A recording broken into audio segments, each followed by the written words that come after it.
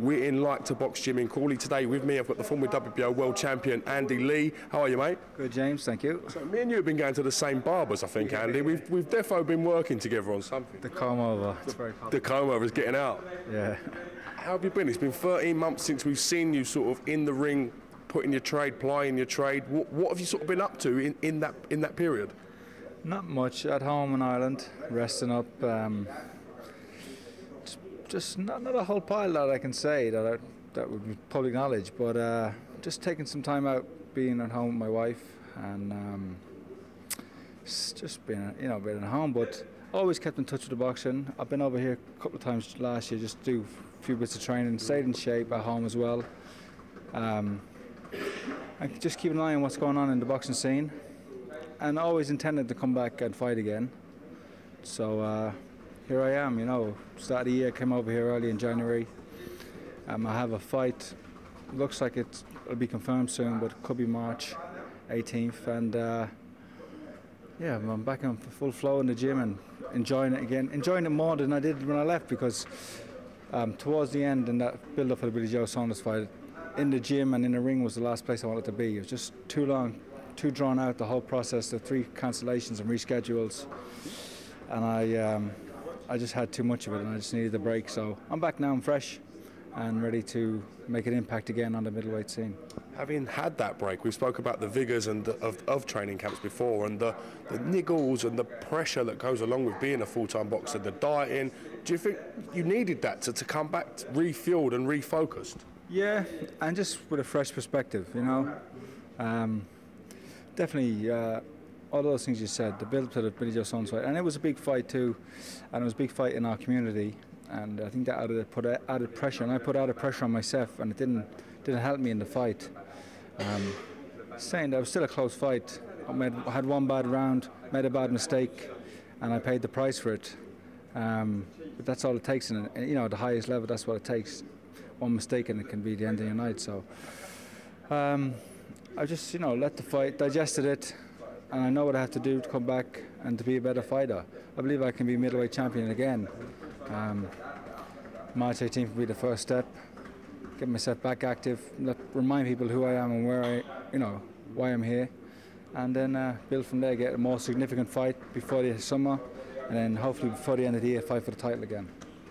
You was on such a great run of results before that Billy Joe Saunders fight. A good win out in Denmark, then to go out and take care of Jackson the way you did, being in a clear fight and being under pressure, like a wounded animal, the way you threw that shot to take him out, and then again to go and beat Matvey Korobov to win the title. Fantastic in itself, and not to mention the draw with Peter Quinlan as well. They're massive fights on top of each other. So what do you think the reason was for your flatness and the sort of lackluster from yourself compared to the other fights with Billy Joe?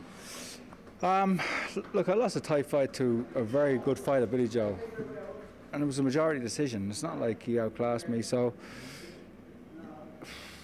it was just a tight fight, and I made a bad mistake. I felt I can't take credit away from him. He performed well, and he handled the occasion better than I did. I just didn't box well, and I just think it was too long of a drawn out, like the whole camp. I started training like in June for that, because it was supposed to be September, and then it was rescheduled for October, so you couldn't really take off too much time in between. And then it got rescheduled for December, whatever it was, the 15th, 16th, 17th, I can't remember what it was. And then it was just too long of a training camp, too long grinding every day, and you can only tap into those energies, so you can only go to the well so many times, especially in training every day.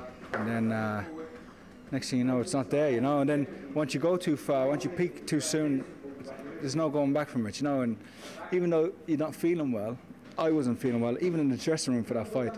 I didn't want to say anything to Adam. I didn't say anything to Adam and say anything to anybody, because you don't want to give that bad feeling power. You don't want to make it become more of an issue. So I just was telling myself, look, once I get into the bell goes, I'll warm into it and I'll feel better. I'll feel better in the ring. And I didn't feel better. Unfortunately, it wasn't until I got knocked down that I started to box, and that was almost because I was working on instinct.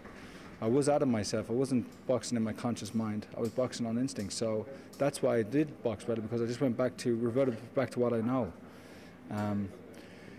But look, it was a tough fight, it was a close fight. Could have been a draw, could have easily been a draw. But he got the decision. It was in he's promoter, and they deserved the decision because he put me down twice. But I'm still here, and I don't ever think we'll get a rematch.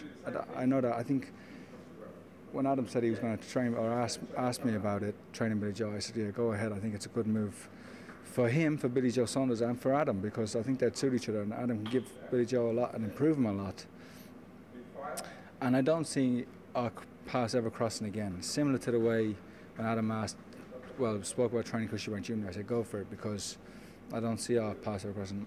My trajectory in boxing now, what I'd like to do is obviously win in March, fight one of the top contenders before the summer, and then challenge for the title. And hearing from Billy Joe Saunders, he's going to defend his belt sooner than then. So if we ever did fight, it'd be towards the end of the year, and I don't ever see us fighting again, really. Yeah. Having him join the stable, I said it was a bit of a shock to everyone that he did make that choice. Means world-class sparring, world-class southpaw sparring for yourself, which again isn't the easiest thing to get anywhere, is it? Yeah, and that's one of the things we struggled with preparing for Billy Joe Saunders, was finding somebody with his level of skill and stature, But it is good. The gym's buzzing at the minute. We've got a lot of good young kids in here, and they're pushing me on anyway. Competing with them, Charlie Edwards and Ryan Burnett, Abraham Horner, and now young Josh Kelly. These are good young kids, and they're all bringing a new energy to the gym, and I'm benefiting from it by keeping with them. Yeah. I bet. Yeah. Refocus to March the 18th, potentially on the undercard of GENNADY GOLOVKIN v Danny Jacobs. Massive fight out in New York, and how excited are you to be involved in that card and, as you said, start getting your name out there for the right things? Well, there was a chance that agreed upon fighting each other that I could have fought one of them, and those are the type of fights I want. And with me being on the undercard puts me in the same frames, and people are going to look at me, look at my performance, and they're going to look at them all on the same night, and they're going to say, like, what will Andy do against those guys? So I'd hope to fight one of those soon enough this year. Do you feel you've got to go out there and make a statement, show not just the American public but the world boxing community that Andy Lee is back and he means business? Yeah, without putting pressure on myself. I know if I just box the way I normally box in the gym, I'll be good enough to win and look good. So I'm just going to go out there and do what I can do, and remind people and show them who I am and what I am. All right, well, listen, can't thank you enough for talking to the Casanova Show. It's great to get you back. Hope you've missed our little faces as much as we've missed chatting to you. And we look forward to seeing some... I haven't missed your face because I've been watching you every week on, on Twitter and everything. But congratulations on all your success, and it's good to be part of the show. You're a top man, Andy. Thank you for giving us some time, mate. Cheers.